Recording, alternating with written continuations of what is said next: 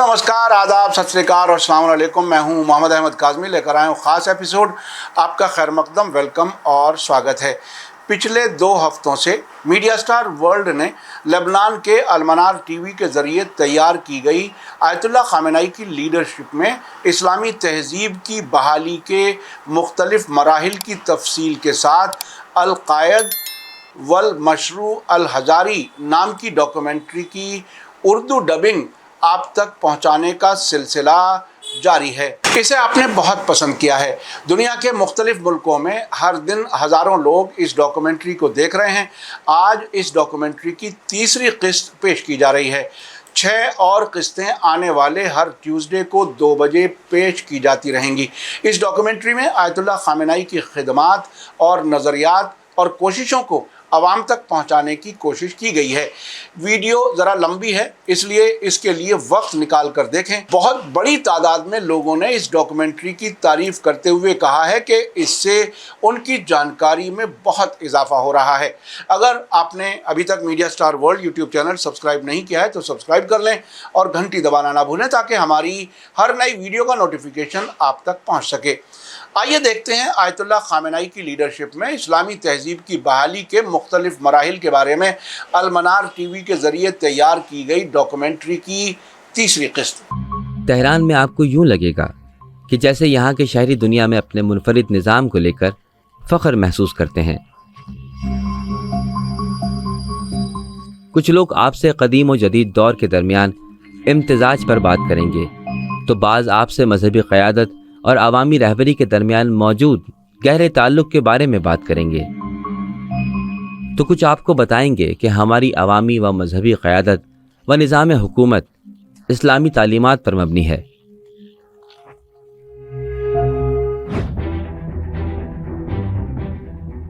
इमाम ख़ुमैनी ने ईरान पहुँचते ही मुल्क के लिए इस्लामी निज़ाम की ज़रूरत और उसकी सिमत का तयन कर दिया था।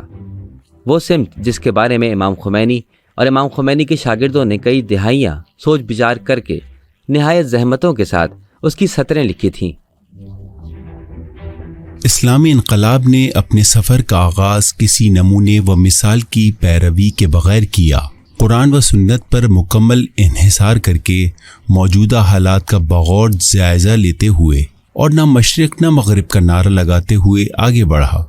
लिबरल, मार्क्सिस्ट या फाशिस्ट अक़दार के फ्रेम वर्क में नहीं बल्कि इस्लामी अक़दार के अंदर रहते हुए एक जदीद इस्लामी रास्ता है जिसकी बुनियाद जमहूरियत, अवाम की मर्ज़ी और अवामी वोट के ज़रिए हुक्मरानों के इंतखाब पर है। قبل از پیروزی انقلاب مسئله اصلی رژیم طاغوت بود که امام بر آن تمرکز کرد و موفق شد. بعد از پیروزی انقلاب در یک برهه‌ای مسئله تثبیت نظام بود. ईरान में इस्लामी निज़ाम के क़याम की मंजिल को अंदरूनी व बैरूनी तौर पर कई ख़तरात और बहुत सी मुश्किलात का सामना था। उस वक्त बहुत से इनकलाबियों का ख्याल ये भी था कि कामयाबी एक हद के बाद मैसर नहीं रहेगी। این اصلا اینا رو متعجب کرده بود که این چه پدیده‌ای است به وجود آمده، مرعوب شدن. خب هرچه گذشت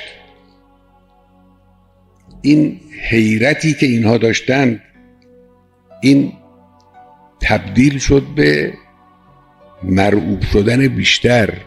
یعنی هرچه زمان گذشت خاطر اینها نه فقط آسوده نشد بلکه مشکلاتشون و نگرانی هاشون، دغدغه هاشون افزوده شد. چرا؟ برای خاطر اینکه دیدن این انقلاب در بین ملت‌های مسلمان در همه دنیا مورد استقبال قرار گرفت. इनकलाब की कामयाबी के फौरी बाद सख्त तरीन मुश्किलात पैदा हो गईं। वतन परस्त तहरीक शुरू हो गई। फिर मुनाफिकीन मैदान में आ गए। सद्दामी हुकूमत ने हमला कर दिया। कुर्दिस्तान वगैरह में बगावत ने सर उठाया। हासिद उलमा व सियासी लोगों ने साजिशें शुरू कर दी। एक दिन भी चैन से नहीं बैठने दिया।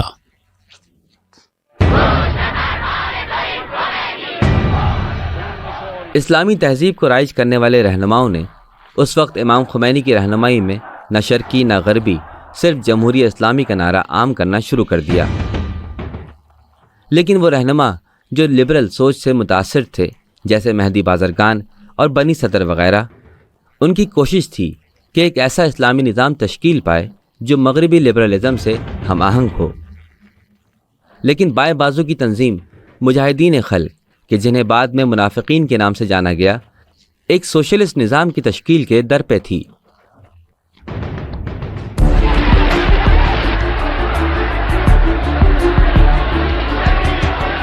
من دولت تعیین میکنم، من تو دهن این دولت میزنم، من دولت تعیین میکنم، من به پشتیبانی این ملت دولت تعیین میکنم، من به واسطه اینکه ملت مرا قبول دارد.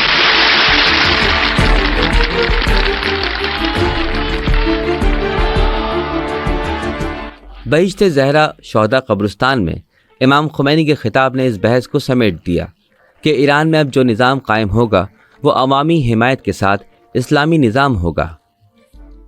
ہماری دلچسپ کہانی اس لمحے شروع ہوئی جب خالص محمد اسلام اقتدار سنبھالنے میں کامیاب ہوا۔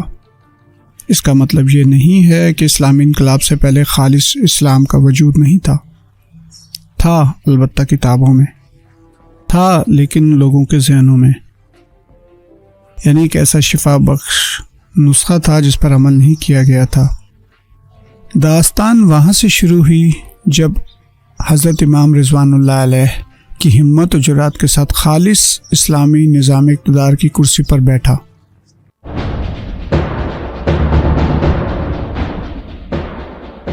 که ایشون رئیس دولت باشند و ایشون وزرای خودشون را بعد تعیین خواهند کرد و به ما معرفی میکنند تا اینکه شورای انقلاب ما که پیشنهادشون این بود است که ایشون رئیس دولت باشند، شورای انقلاب وزرای ایشون را بررسی بکنند و انشاءالله مسائل به طور سهل و به طور خوبی انجام بگیرد۔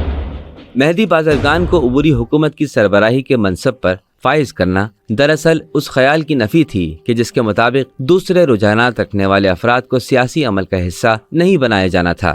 حضرت امام نے بعد میں اس سوال کا جواب دیا اور فرمایا کہ بازگران کا نام دوسروں نے پیش کیا تھا۔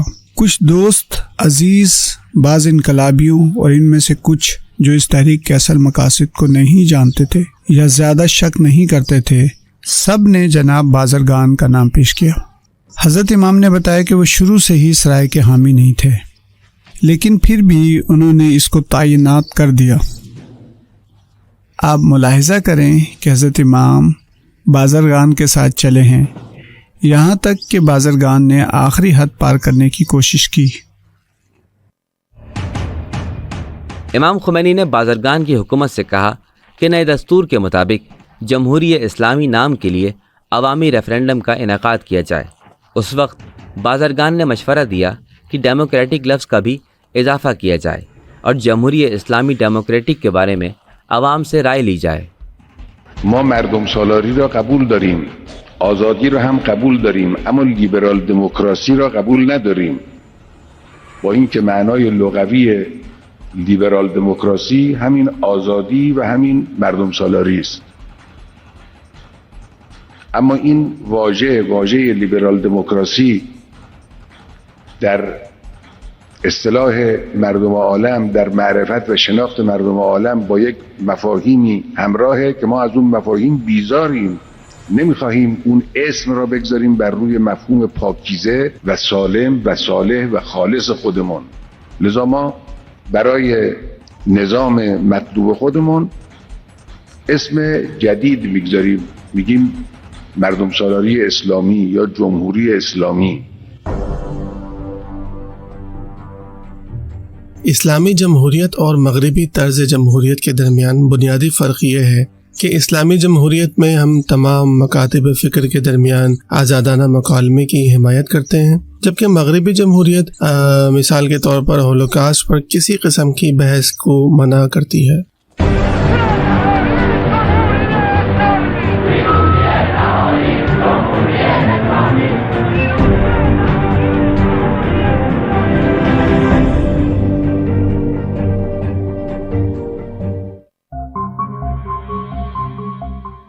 سن 1970 کے اپریل کی پہلی تاریخ کو ایران میں جمہوریہ اسلامی نام کے بارے میں ریفرینڈم کا انعقاد ہوا کہ جس میں 89% ایرانی عوام نے جمہوریہ اسلامی کے حق میں ووٹ دیا تھا۔ اسلامی جمہوریہ قائم کرنے یا نہ کرنے کے بارے میں ایک ریفرینڈم کا اعلان کیا گیا اور اس عرصے کے دوران بڑی الجھنیں پیدا ہوئیں۔ امام خمینی کے بیان کے مطابق اسلامی جمہوریہ لفظ کسی کمی یا کسی زیادتی کے بغیر ہونا چاہیے۔ یہ اس وقت کے علماء نے لوگوں کو اس کا مطلب سمجھانے کی ذمہ داری خود لی۔ علماء نے بطور احسن یہ ذمہ داری انجام دی، جس کا زبردست نتیجہ ریفرینڈم کے نتائج میں سامنے آیا اور عوام کی واضح اکثریت نے جمہوری اسلامی کے حق میں ووٹ دیا۔ مخالفین بہت مایوس اور محدود ہو کر رہ گئے۔ جمہوریہ اسلامی کے لیے عوامی رائے نے مہدی بازرگان کے منصوبے کو ناکام بنا دیا، لیکن اس کے باوجود مہدی بازرگان اور اس کے حامیوں نے مغربی لبرل نظام کے لیے کوششیں جاری رکھیں۔ جو لوگ یہ دعویٰ کرتے ہیں کہ جمہوریت کے اصول اسلام سے مطابقت نہیں رکھتے، یا تو وہ جمہوریت کے اصولوں کی صحیح مطابقت نہیں کر پاتے یا اسلام کو اس طرح پیش نہیں کرتے جیسا کہ ہونا چاہیے۔ لیکن اگر کوئی ایسے اسلام کو پیش کرتا ہے جسے لوگوں کی اکثریت نے قبول کیا ہے، ایسا اسلام جو وہ بنیادی آئین ہے جسے اس خدا نے ایسے دلوں کے لیے لکھا ہے جنہیں خدا نے خلق فرمایا ہے۔ اس دوران ایک اور بات یہ ہوئی کہ عوام کو پتہ چل گیا کہ لبرلزم سے ہمارے مسائل حل نہیں ہو سکتے۔ عوام متوجہ ہو گئے کہ راہ انقلاب کو لبرلزم کے ساتھ طے نہیں کیا جا سکتا، اور یہ ایک بہت اہم حاصل تھا، اگرچہ بہت نقصان بھی ہو چکا تھا۔ بہرحال وَعَسَىٰ أَن تَكْرَهُوا شَيْئًا وَهُوَ خَيْرٌ لَكُمْ۔ اس دوران عبوری حکومت کے سربراہ مہدی بازرگان نے اپنے ایجنڈوں کے لیے سیاسی عدم استحکام کی کوششیں شروع کر دیں۔ دوسری جانب انجمن مجاہدین خلق نے ایران کے نئے نظام کے خلاف دہشت گردی اور خوف و ہراس پھیلانے کا راستہ اختیار کر لیا۔ بازرگان نہ شرقی نہ غربی بنیاد پر امام خمینی کی عملی میدان میں کامیاب سیاسی پالیسی کو قبول نہیں کر پا رہا تھا اور وہ الجھن کا شکار تھا۔ اسی طرح وہ نہیں سمجھ پا رہا تھا کہ ہم امریکہ کی مدد کے بغیر مشکلات سے نکل کر ترقی کر سکتے ہیں، لہٰذا وہ امریکی سیاستدانوں سے رابطے میں تھا۔ امریکہ چاہتا تھا کہ ان لوگوں کی مدد کرے جو اسلامی حکومت کے قیام کی مخالف قوتوں کے ساتھ رابطے کا ذریعہ بن سکتے ہیں، لہٰذا اس مقصد کی خاطر وہ اندرونی اختلافات سے فائدہ اٹھا کر کچھ لوگوں سے رابطے میں تھا۔ کجا ایستادن؟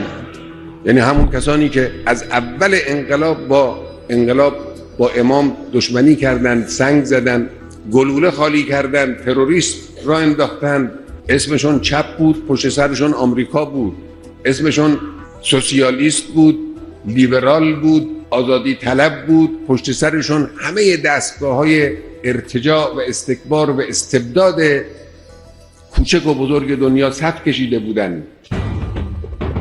ایک جانب جہاں دستور کی منظوری کے لیے عوامی ریفرینڈم ہو رہا تھا تو اسی دوران ایران کے سرحدی علاقوں میں کافی بے چینی پائی جا رہی تھی۔ ایران کی انقلابی قیادت نے ان بے چینیوں کا ذمہ دار امریکہ کو ٹھہرایا تھا۔ انقلاب کی کامیابی کے فوری بعد ایران میں کچھ علاقائی مسائل پیدا ہو گئے۔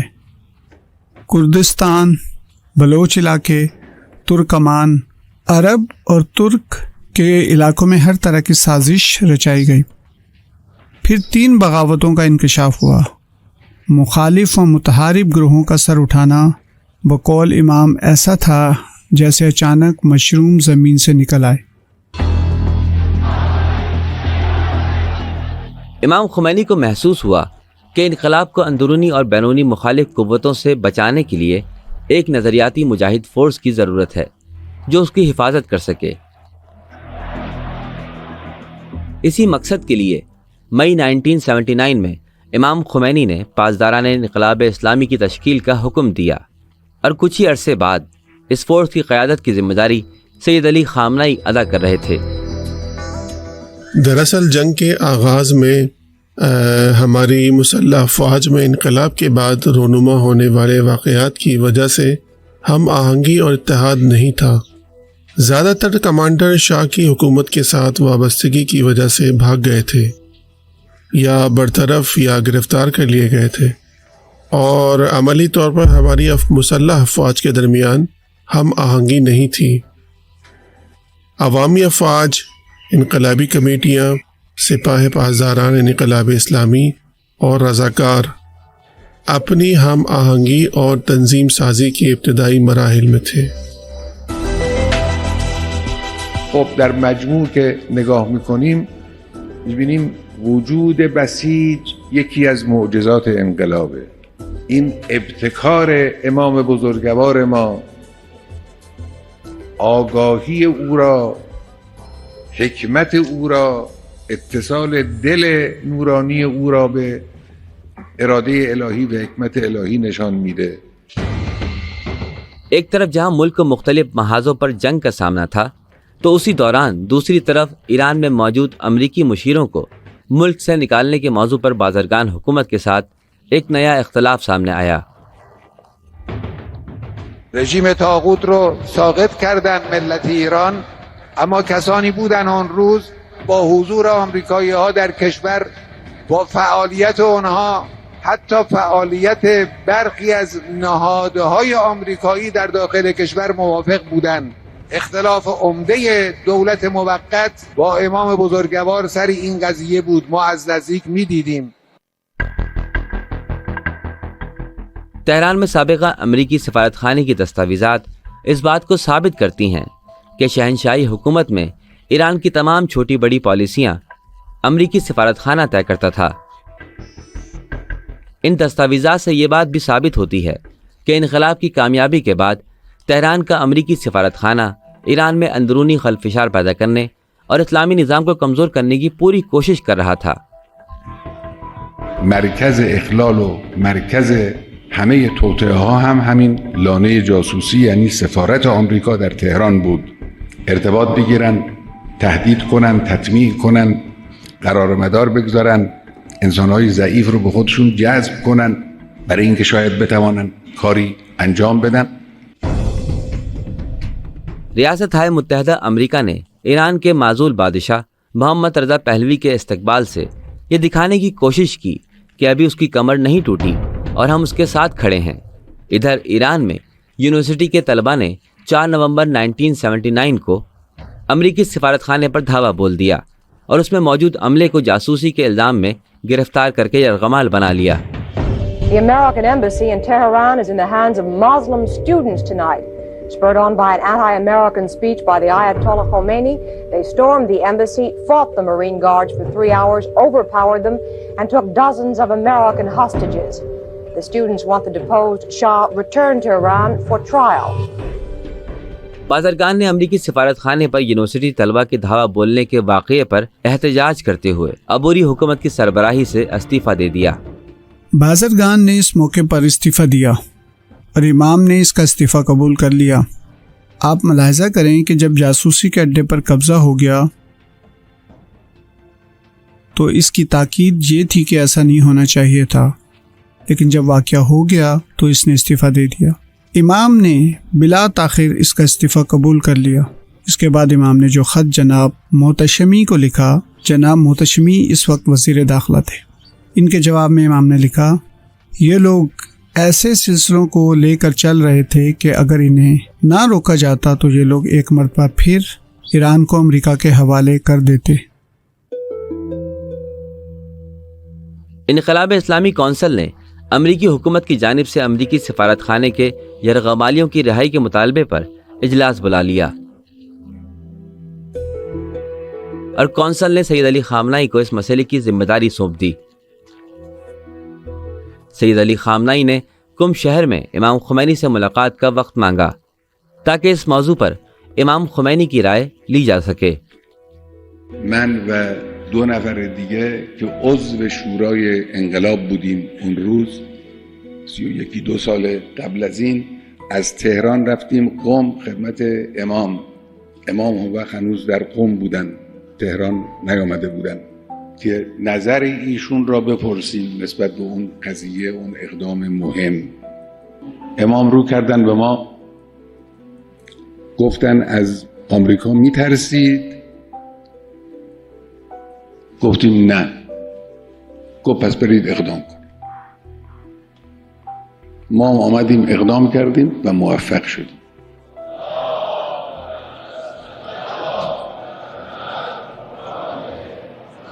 اگر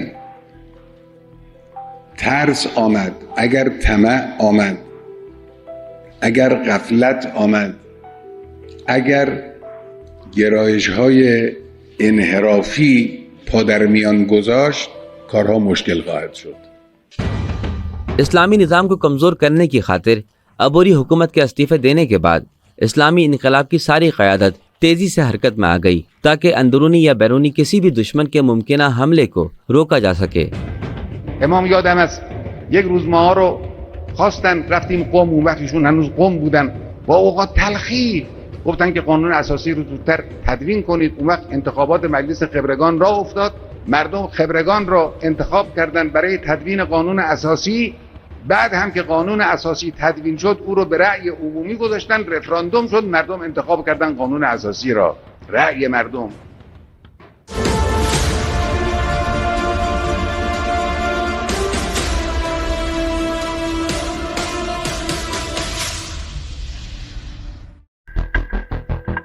اسلامی جمہوریہ کے آئین کی منظوری سے سرکاری محکموں کی تشکیل اور انتظامی ڈھانچے کو ہم آہنگ کرنے کے دروازے کھل گئے، جس پر اسلامی جمہوریہ کو چلانے کا سارا نظام منحصر تھا.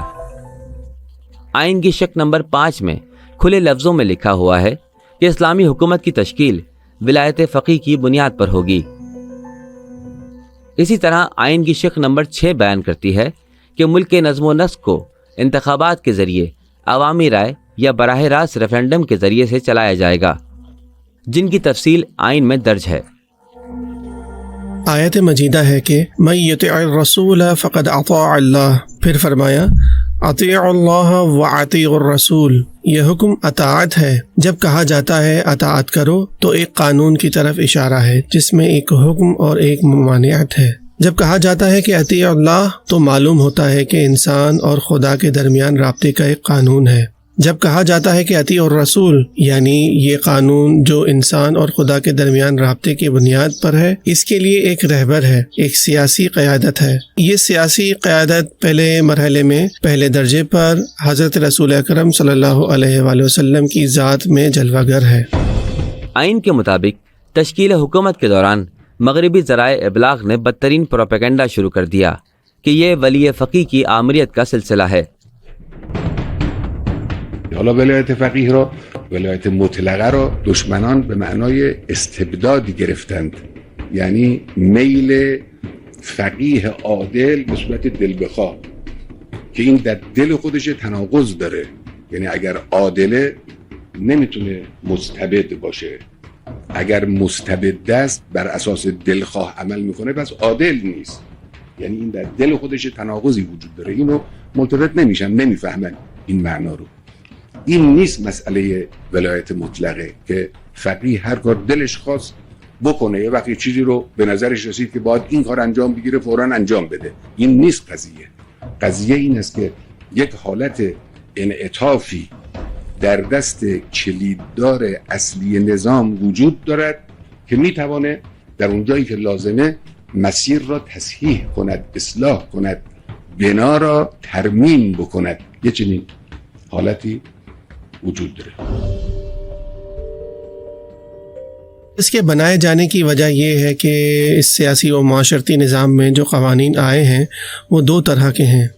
غیر متغیر قوانین کا ایک حصہ ہے یہ ناقابل تغیر قوانین کا گروہ، جسے ہم بنیادی قوانین یا ذاتی قوانین سے تعبیر کرتے ہیں، اور احکام و قوانین کا دوسرا مجموعہ ہے کہ اسلامی حکمران، سیاسی رہنما اور اسلامی معاشرے کے سیاسی حکمران کو چاہیے کہ وہ احکام و قوانین کے اس مجموعے کو ضرورت کے مطابق وقت، جگہ، مصلحتوں، معاشرتی مفاد میں ہونے والے تبدیلیوں کے مطابق اس کے لیے تشریحات، قوانین اور احکام جاری کر سکے. اسلامی جمہوریہ کے آئین میں اس بات کو بھی واضح کیا گیا ہے کہ مجلس خبرگان کو ولی فقیہ کے انتخاب کا بھی حق ہے، اور مخصوص شرائط کے ساتھ یہی مجلس خبرگان वली फ़क़ीह को ओहदे से माजूल भी कर सकती है।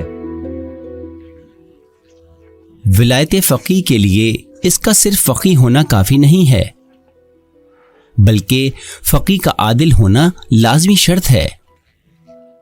इसी तरह इसमें अखलाकी व रूहानी खुसूसियात का होना ज़रूरी शर्त है। तकब्बुर व गुरूर न हो, हवाए नफ्स और दुनियावी लालच न हो, काफ़ी हद तक आगाही व बसीरत रखता हो। सरबराही करने के लिए शख्सियती खूबियों में वज़न हो, ज़माने के हालात से आगाह हो, मौक़िफ़ में मजबूती और अक़दाम करने में पुख्तगी हो। आइन ने अवाम को इस्लामी जमहूरिया में हुकूमती और इंतज़ामी हुक्काम को मुंतखब करने का इख्तियार दिया है। ईरानी क़यादत अवामी उमूर के इंतज़ाम में एक फ़क़ीह की अवामी हिमायत का एक नज़रिया है जो किसी न किसी तरीक़े से अवाम की मर्ज़ी से मुंसलिक है, क्योंकि इस्लाम में आम तौर पर कहा जा सकता है कि हकमियत की क़ानूनी हैसियत या लेजिटिमेसी में अवाम का बुनियादी किरदार है। खुदा की मतलक हाकिमियत और क़यादत व रहबरी की अमली शक्ल तब ही मुमकिन है कि जब अवाम इन्हें तस्लीम कर ले। अवाम की तरफ से कबूलियत इस मकसद के लिए ज़रूरी है। कहा जाता है कि ईरान में विलायत फ़क़ीह और अवामी राय के इम्तज़ाज ने अवामी मजहबी क़यादत और ख़ुद मुख्तारी को जन्म दिया है। देखें, इमाम खुमैनी फ़रांस से वापस पहुँचते ही बहिश्ते ज़हरा में ख़िताब करते हुए फरमाते हैं कि मैं अवामी नुमाइंदगी कर रहा हूँ, और क्योंकि अवाम मुझे मानती है इसलिए मैं हुकूमत बनाऊँगा। यानी एक जानिब मैं मुज्तहिद हूँ, दूसरी जानिब अवाम ने भी मुझे ये काम सौंपा है। बस नतीजा ये निकला कि मज़हब की अपनी हुदूद व क़ुयूद हैं और अवाम की अपनी ज़िम्मेदारी है।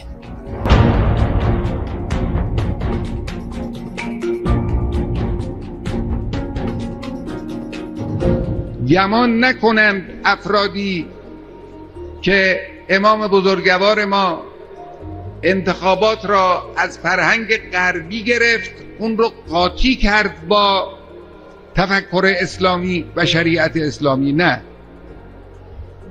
اگر انتخابات و مردم سالاری و تکیه به آراء مردم جزو دین نمی بود و از شریعت اسلامی استفاده نمی شد، امام هیچ تقیدی نداشت.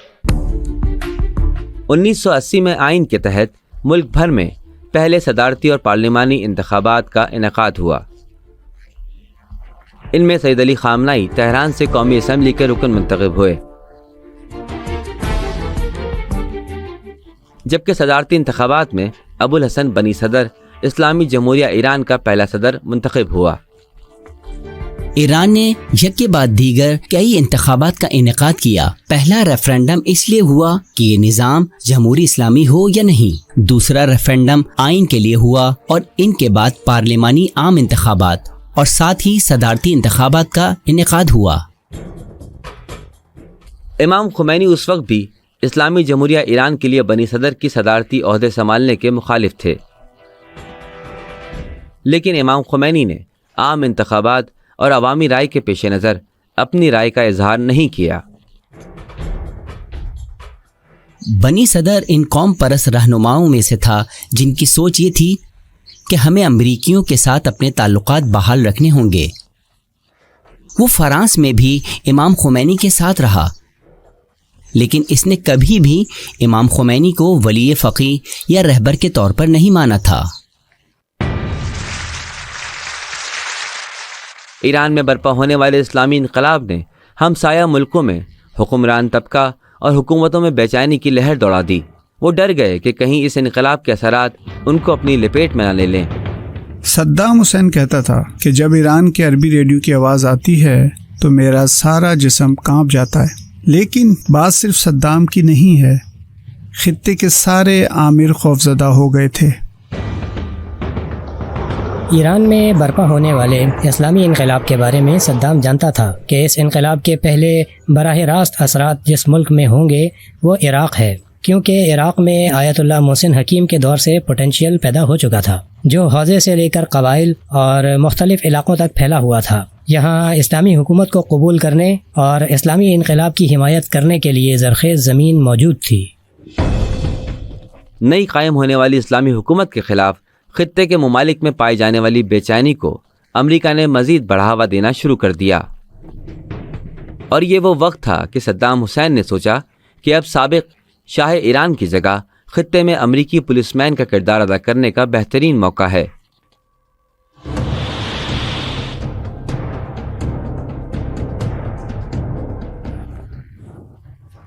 جس وقت صدام ملعون نے اسلامی جمہوریہ ایران پر چڑھائی کی تو اس وقت کیسنجر نے وہ مشہور بات کہی کہ ہر جنگ میں کسی کی ہار اور کسی کی جیت ہوتی ہے، لیکن اس جنگ میں دونوں ہی نقصان اٹھائیں گے۔ ایران کو شدید نقصان پہنچے گا جبکہ عراق اپنی قوت کھو دے گا۔ جنوری 1976 میں امریکی بحریہ نے ایران کو 69 F-14 طیارے فراہم کیے۔ کچھ خفیہ تکنیکی خصوصیات کو چھوڑ کر ایرانی ٹام کیٹ طیارہ بحریہ کے موجودہ طیاروں سے مشابہ تھا۔ امریکی اور رومانیہ کے تکنیکی ماہرین اور امریکی پائلٹس نے تربیت اور تکنیکی خدمات ہے، لیکن جو معلوم ہوا وہ یہ ہے کہ امریکہ کی جانب سے ایران پر اسلحے کی پابندی عائد ہے۔ اسپیئر پارٹس اور انتظامی سطح پر سنگین مسائل پیدا ہو چکے ہیں، جس کی وجہ سے ایرانی ٹام کیٹس طیارے عملی طور پر ناکارہ ہو چکے ہیں۔ جمهوری اسلامی اون روز نه نیروهای مسلح منظمی داشت، نه دستگاه اطلاعاتی مرتب و منظمی داشت. اول انقلاب بود دیگه، همه چی به هم ریخته بود. جمهوری اسلامی تنها چیزی که داشت ملت با ایمان و رهبر مقتدر مثل امام بزرگوار بود. جنگ شروع ہونے کے صرف 5 دن بعد ہی سید علی خامنہئی نے ایک بار پھر سے محاذ جنگ کا رخ اختیار کیا تاکہ اگلے مورچوں میں کھڑے ہو کر اسلامی انقلاب کا دفاع کر سکیں۔ ویسے تو شروع سے ہی رہبر معظم باقاعدگی سے محاذوں پر جایا کرتے تھے۔ جب میں جنوب خلیج فارس میں آپریشنز کا انچارج تھا تو ہماری ان کی خدمت میں کئی ملاقاتیں ہوئیں، حتیٰ کہ بنی صدر کے دور میں بھی ہم ان سے ملے تھے۔ ہم کہہ سکتے ہیں کہ جب ہمیں کوئی مسئلہ درپیش ہوا بنی صدر یا جنگی مشکلات کے حوالے سے، یا بنی صدر کے بعد مسلح افواج کے بارے میں کوئی مسئلہ درپیش ہوتا، تو مسلح افواج خصوصاً سپاہ پاسداران کی واحد پناہ گاہ رہبر معظم ہوا کرتے تھے۔ سید علی خامنہئی نے ایسے وقت میں فوج اور سپاہ پاسداران انقلاب اسلامی کے درمیان ایک زبردست قسم کی کوارڈینیشن بنا دی، اور وہ ایک محاذ سے دوسرے محاذ آتے جاتے رہتے تھے تاکہ فورسز کے درمیان جہادی عزم کو مضبوط کر سکیں۔ ایک ہفتے کی خاموشی کے بعد سیکیورٹی کونسل نے قرارداد نمبر 479 منظور کی، جس نے اسلامی جمہوریہ کو مایوس کر دیا۔ اس دوران جہاں ایک جانب محاذ جنگ میں بڑی سخت قسم کی گرما گرمی موجود تھی، تو دوسری جانب امام خمینی نے بنی صدر کو فوج کی سربراہی سے برطرف کر دیا۔ لیکن صورتحال مزید اس وقت خراب ہونے لگی جب بنی صدر نے جنگ بندی کی شرائط کو تسلیم کرنے کا عندیہ دے دیا۔ یہ جمہوری اسلامی کے لیے ایک مشکل وقت تھا کہ ان سے کہا جا رہا تھا کہ تم جنگ بندی کو تسلیم کرو، جبکہ ایران کے کئی علاقے مقبوضہ ہو چکے تھے۔ دوسری طرف صدام بار بار کہہ رہا تھا کہ اس نے خلیج کے سارے ملکوں اور مغرب کی نمائندگی کرتے ہوئے یہ جنگ شروع کی ہے۔ انقلاب اسلامی کی قیادت پر واضح ہو گیا کہ بنی صدر کا صدارت کے عہدے پر باقی رہنا اسلامی جمہوریہ ایران کے لیے ایک مستقل اور سنگین خطرہ ہے، اور یوں ایران کی پارلیمنٹ میں سید علی خامنہئی نے بنی صدر کو صدارت کے عہدے سے برطرف کرنے کی قرارداد پیش کر دی۔ نمونه امضا نکردن لوایح مصوبه مجلس، اهانت به شورای نگهبان و شورای عالی قضایی، متهم کردن مجلس شورای اسلامی، اهانت دائمی و مستمر به کابینه و شخص رئیس دولت، مخالفت آشکار و پنهان با سپاه پاسداران و جهاد سازندگی و دیگر نهادهای انقلابی و قانونی. آقای بنی صدر در یک جمله کوتاه جمهوری اسلامی و نهاد ریاست جمهوری را تحقیر می‌کند. بنی صدر کی اس کے عہدے سے برطرفی کے بعد یہ واضح ہو گیا کہ مسلط کردہ جنگ اسلامی جمہوریہ ایران کی نوزائیدہ حکومت کو ختم کرنے میں ناکام ہو چکی ہے، جس کے بعد ایران میں انقلابی قائدین کو ٹارگٹ کلنگ یعنی نشانہ بنا کر گولی مار کر اور بم دھماکوں کا ایک سلسلہ شروع ہو گیا۔ در اجتماع وارد بشه در مسائل سیاسی تبحر پیدا کنه. نه ممکن بود در میدانهای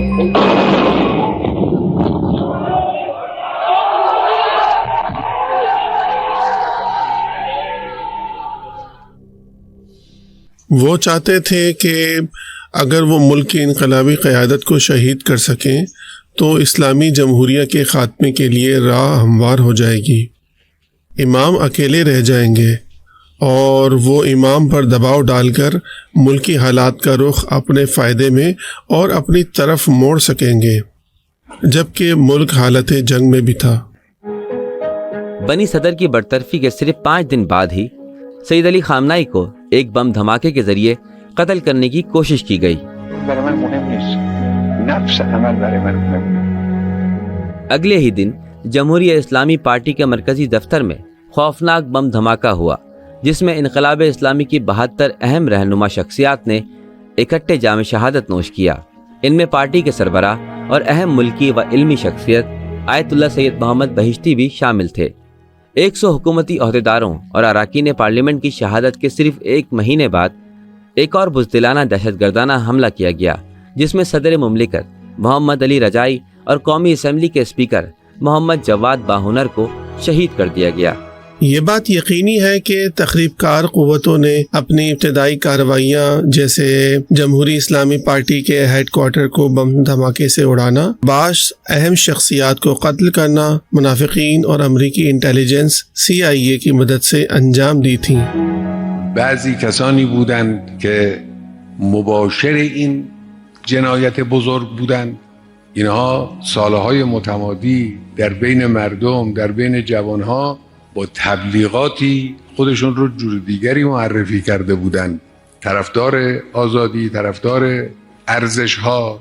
اینها افشا شدند، معلوم شد یک مشت تروریست فاقد هر گونه مبنای ذهنی و اعتقادی و انقلابی اند.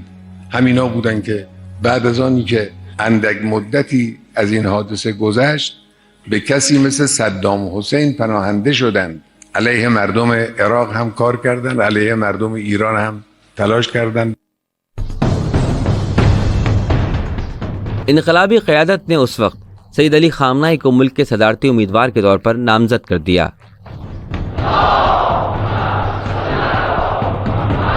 سید علی خامنہئی نے عام انتخابات میں کل 1,70,00,000 ووٹوں میں سے مجموعی طور پر 1,60,00,000 ووٹ حاصل کر لیے۔ در پاسخ به محبت و اعتماد یک پارچه مردم اعلام می‌کنم که به سهم خویش ان حالات میں رہبر معظم کے وہم و گمان میں بھی یہ بات نہیں تھی کہ وہ کبھی ایران کے صدر بن جائیں گے، لیکن امام خمینی نے بنی صدر جیسے تجربے کے بعد سید علی خامنہئی رہبر معظم سے کہا کہ وہ صدارتی امیدوار کے طور پر میدان میں اتریں۔ سید علی خامنہئی 1981 سے 1989 تک صدارت کے عہدے پر رہے، اور یہ وہ دور تھا کہ جب جمہوریہ اسلامی ایران مسلط کردہ جنگ سمیت داخلی اور خارجی محاذوں پر بہت سے اہم مسائل کا سامنا کر رہی تھی۔ لیکن ان سب کے علاوہ 1989 میں انہیں ایک انتہائی مشکل اور اہم مسئلے کا سامنا کرنا پڑا۔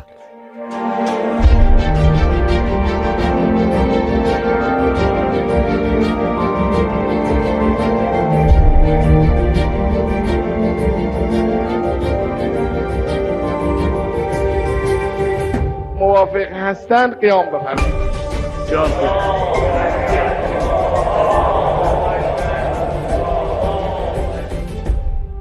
امریکی حکومت اور وہاں کے سیاستدانوں کا خیال تھا کہ ایران کا اسلامی انقلاب زیادہ عرصے چلنے والا نہیں ہے اور امام خمینی کی آنکھیں بند ہوتے ہی اسلامی انقلاب کا شیرازہ بکھر جائے گا۔ لیکن آیت اللہ العظمیٰ سید علی خامنہئی نے اسلامی انقلاب کو مضبوط، مستحکم اور مقتدر باقی رکھنے کے ساتھ ساتھ دشمنوں کی تمام تر دھمکیوں، حملوں اور پابندیوں کا بہترین انداز میں ڈٹ کر مقابلہ کیا۔ آج بھی یہ سفر فتح و کامرانیوں کے ساتھ ترقی کی بلند منزلوں کی جانب رواں دواں ہے۔ انقلاب یک سد پولادینی در مقابل اینها درست کرده. ما میخوایم این سد رو مستحکمتر کنیم. اجازه ندیم به هیچ قیمتی در اقتصاد ما، در فرهنگ ما، در سیاست ما، در سرنوشت و مقدرات ما اینا دخالت کنن.